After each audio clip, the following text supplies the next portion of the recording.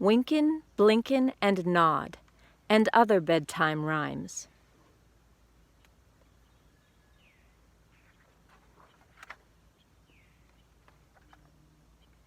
Wynken, Blynken, and Nod, and other bedtime rhymes. Illustrated by Bob Patillo. Poems by Eugene Field.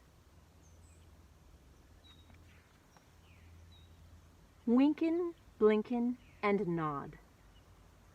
Wynken, Blynken, and Nod one night sailed off in a wooden shoe, sailed on a river of crystal light into a sea of dew. "Where are you going, and what do you wish?" the old moon asked the three. "We have come to fish for the herring fish that live in this beautiful sea. Nets of silver and gold have we," said Wynken, Blynken, and Nod. The old moon laughed and sang a song as they rocked in the wooden shoe, and the wind that sped them all night long ruffled the waves of dew. The little stars were the herring fish that lived in that beautiful sea. "Now cast your nets wherever you wish, never afeard are we," so cried the stars to the fishermen three, Wynken, Blynken, and Nod.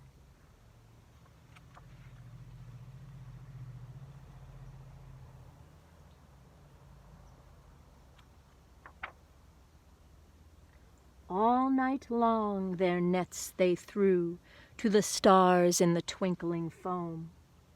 Then down from the skies came the wooden shoe, bringing the fishermen home. 'Twas all so pretty a sail, it seemed, as if it could not be. And some folk thought 'twas a dream they'd dreamed of sailing that beautiful sea.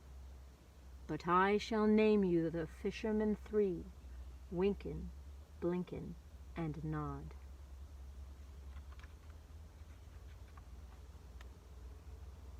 Wynken and Blynken are two little eyes, and Nod is a little head, and the wooden shoe that sailed the skies is a wee one's trundle bed.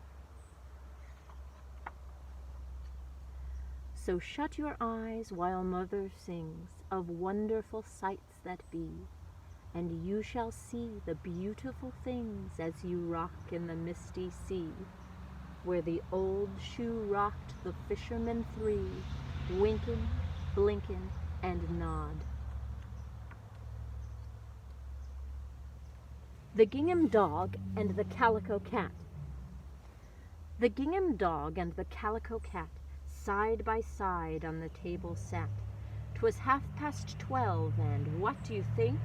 Nor one nor the other had slept a wink. The old Dutch clock and the Chinese plate appeared to know as sure as fate there was going to be a terrible spat. "I wasn't there. I simply state what was told to me by the Chinese plate." The gingham dog went bow wow wow, and the calico cat replied meow.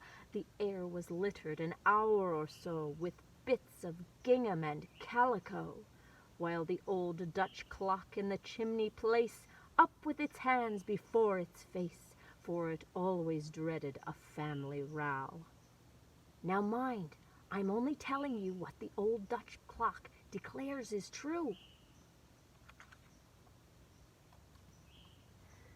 The Chinese plate looked very blue and wailed, "Oh dear, what shall we do?"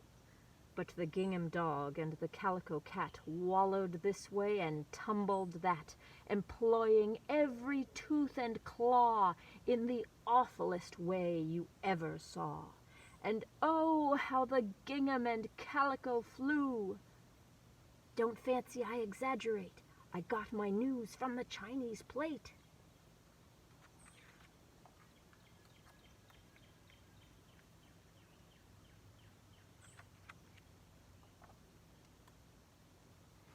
Next morning, where the two had sat, they found no trace of dog or cat. And some folks think unto this day that burglars stole that pair away. But the truth about that cat and pup is this: they ate each other up. Now what do you really think of that? The old Dutch clock, it told me so, and that is how I came to know.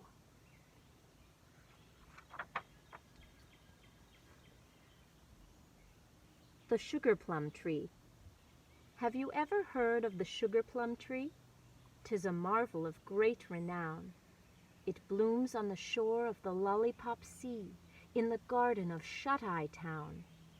The fruit that it bears is so wondrously sweet, as those who have tasted it say, that good little children have only to eat of that fruit to be happy next day.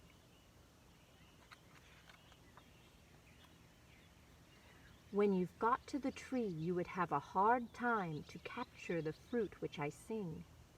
The tree is so tall that no person could climb to the boughs where the sugar plums swing. But up in that tree sits a chocolate cat, and a gingerbread dog prowls below. And this is the way you contrive to get at those sugar plums tempting you so.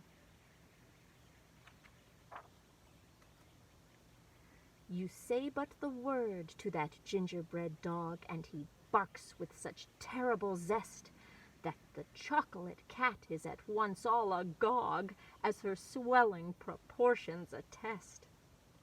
And the chocolate cat goes cavorting around from this leafy limb unto that, and the sugar plums tumble, of course, to the ground. Hurrah for that chocolate cat!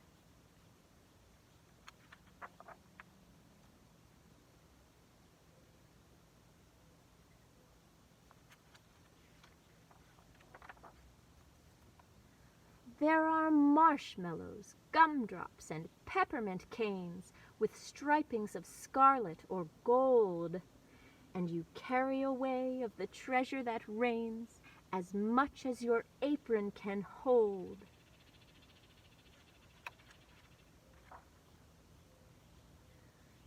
So come, little child, cuddle closer to me in your dainty white nightcap and gown, and I'll rock you away to that sugar plum tree in the garden of Shut-Eye Town.